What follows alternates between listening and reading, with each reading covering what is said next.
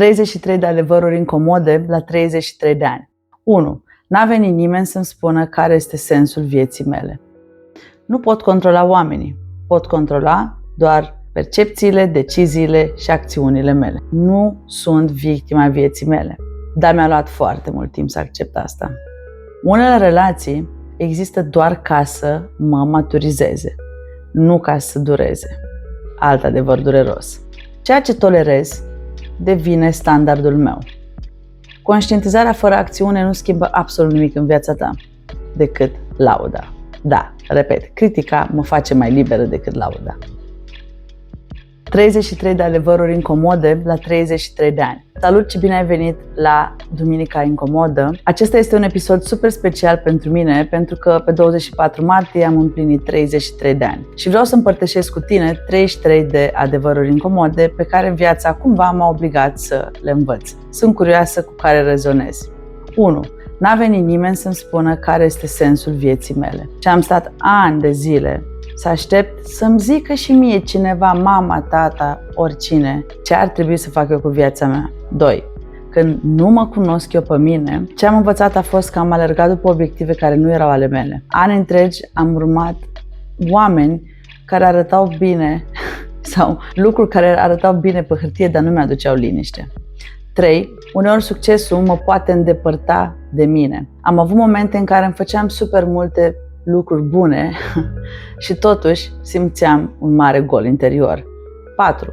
Nu toți oamenii care mă iubesc mă și înțeleg. Asta a fost o lecție super dureroasă pentru mine. 5. Unele relații există doar ca să mă maturizeze, nu ca să dureze.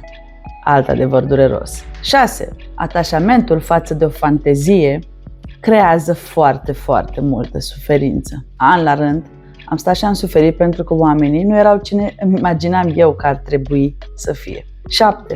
Nu sunt victima vieții mele. Dar mi-a luat foarte mult timp să accept asta. 8. Responsabilitatea doare, dar mă și eliberează. 9. Nu pot controla oamenii.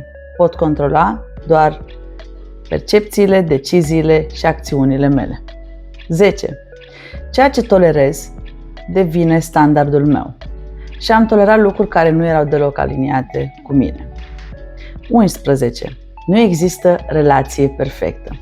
Există doar două seturi de valori care încearcă să coexiste. 12. Proiectăm în ceilalți părți din noi pe care nu le acceptăm. Asta am învățat foarte greu, lucrând cu oamenii și mai cu seamă cu mine. 13. Infatuarea nu este iubire. Este doar o percepție dezechilibrată. 14. Lauda poate deveni o capcană. Pentru că știi, începi să trăiești doar pentru validarea celorlalți. 15. Critica mă poate face mai liberă decât lauda. Da, repet, critica mă face mai liberă decât lauda. 16. Succesul, asta doare. Succesul am învățat că are un cost și uneori costul ăsta este mult prea mare pentru mine. 17. Nu există creștere fără disconfort. Exact. 18. Dezvoltarea personală nu te ajută cu nimic dacă nu aplici și nu se vede în viața ta. 19. Conștientizarea fără acțiune nu schimbă absolut nimic în viața ta. Și a mea. Ok. 20. Majoritatea oamenilor știu ceea ce trebuie să facă, dar nu fac nimic. 21. Munca fără sens te aduce la burnout. Sensul e dat de valorile tale. Sensul fără structură te falimentează. Și 23. Valorile îți determină viața mai mult decât planurile pe care tu crezi că ți le faci. 24. Nu toată lumea va înțelege drumul meu și asta duce la nu e treaba lor să înțeleagă. Viața îți arată lucruri doar ca să înveți să te reașezi. 25 l-am zis. 26. Uneori viața îți ia lucruri doar ca să te reașeze. Și asta a durut. 27. Nu există doar lumină fără întuneric. 28. Când fugi de umbra ta, umbra asta te va urmări forever. 29. Când integrezi umbra și vezi în egală măsură plusurile și minusurile, devii liberă. 30. Nu ești atât de importantă precum crezi. Asta este ego-uțul, cum zic eu. 31. Dar nici atât de neimportantă pe cât te crezi. Asta e mișto. 32. Viața nu este despre control, ci este despre a o experimenta. Și 33. Uneori, adevărul care te deranjează cel mai tare este exact adevărul ăla de care ai nevoie. La 33 de ani nu am toate răspunsurile, dar aș vrea să știi și tu chestia asta despre mine. Adevărul pe care eu îl percepeam incomod și cumva fugeam de el, mi-am dat seama că, de fapt, este adevărul care mă ajută să cresc cel mai mult. Deși am spus deja 33 de lucruri pe care le-am învățat de-a lungul vieții mele până acum, vreau să-ți mai spun că cea mai mare lecție învățată de când am început decada 30 a fost să mă iau puțin la mișto. Și spun și de ce, pentru că deși lucrez cu legile universale de la 29 de ani și am intrat în contact cu ele, deși sunt facilitator al metodei de Martini, deși sunt coach, deși sunt mamă, deși am foarte multe pălării cu care jonglez. Un alt adevăr incomod pe care de foarte multe ori mi-a fost poate chiar și rușine să-l adresez a fost că, deși știu atât de multe informații, uneori mi se pare că viața face mișto de mine.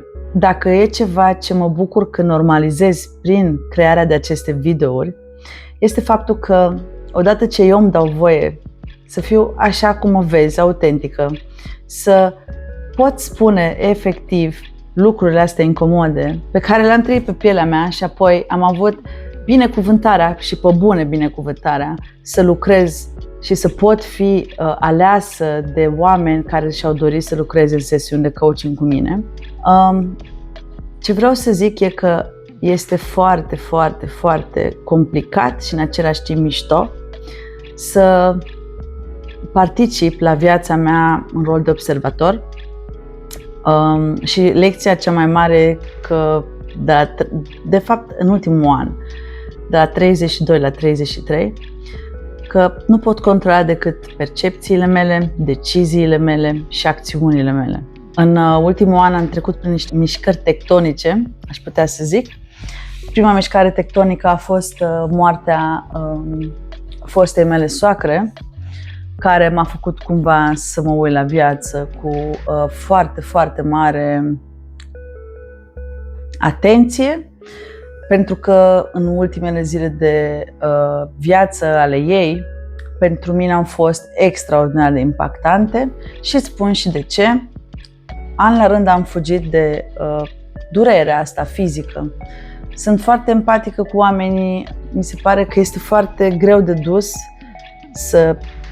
efectiv să stai într-un spațiu cu un om pe care știi că nu-l poți ajuta decât vorbind cu el. Și mi-a fost foarte frică de asta, aproape de durerea asta cu oamenii, de durerea oamenilor de fapt, mai ales de suferința asta, știi, când vezi un om pe ultima 100 de metri. Dar am învățat foarte multe lucruri. Unu, că nu poți fuge de ceea ce ți-e frică.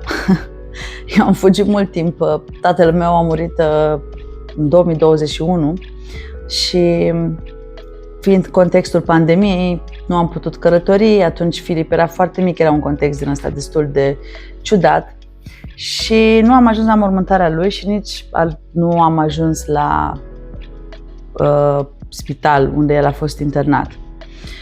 Și pe de-o parte, deși poate suna un pic egoist, m-am bucurat și am văzut forma în care am putut să văd cum asta a fost un fel de protecție, pentru că relația mea cu el a fost destul de tumultoasă și m-am bucurat că n-am fost de față și la această durere, pentru că oricât de tare ai o relație nasoală cu părinții tăi, până la urmă, până nu faci pace și nu integrezi trecutul, te va urmări, așa cum spuneam și în una din lecții, toată viața.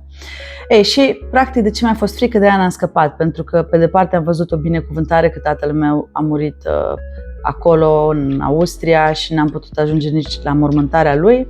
Și 4 ani mai târziu, viața parcă a făcut mișto de mine și fix asta am experimentat. Am fost alături de fosta mea soacră ani la rând. Și ea era o persoană foarte, foarte, foarte optimistă, foarte pozitivă, însă nu vreau să dau foarte multe detalii din respect pentru ea. Pe mine m-a impactat mult moartea ei și, cum spuneam, a fost exact ceea ce n-am trăit cu tata și n-am fost alături de el, același tip de moarte a avut și ea. Mi s-a părut atunci că odată ce intri în jocul ăsta al vieții și odată ce începi să-ți pui întrebări, dar care-i sensul, care-i ordinea ascunsă, mi se pare așa că trebuie să ai un pic de simț al umorului, să te uiți așa la viață și să spui, ok, nu sunt chiar buricul pământului și hai să vedem, hai să integrez care-i sensul. Eu am o vorbă, vreau să dau non-sensului un sens. Adică în acest univers există o ordine ascunsă. Am văzut-o și de aici pot spune că sunt foarte recunoscătoare, mai ales că mi se părea așa foarte departe vârsta asta de 33. Nu am nicio etichetă de pus, e doar o vârstă, e ok, nu am nicio problemă cu vârsta aceasta. Cred că sunt în cel mai bun punct al vieții mele. Și asta ți-o spun cu recunoștință și nu cu laudă, pentru că cred că e foarte, foarte important aceste conștientizări despre care ți-am povestit. Așadar, ultimul adevăr incomod din viața mea de astăzi e că, deși este al 3-lea episod filmat, sunt foarte recunoscătoare că ești alături de mine în acest proiect și dacă ți-a plăcut, dă-mi te rog un like, dă-mi un follow, dă-mi un subscribe, dă un share la acest video și trimite unei prietene sau unei persoane dragi din viața ta care crezi că ar avea nevoie să audă aceste 33 de adevăruri incomode pe care eu le-am învățat până la vârsta de 33 de ani. Dacă a fost vreun adevăr care te-a făcut să te simți incomod, înseamnă că mi-am făcut treaba. Dă-mi un like, un follow și te aștept în episodul următor să vorbim despre adevăruri incomode pe care poate le gândim duminică după amiază și nu avem curaj să le adresăm luni dimineață. Te salut!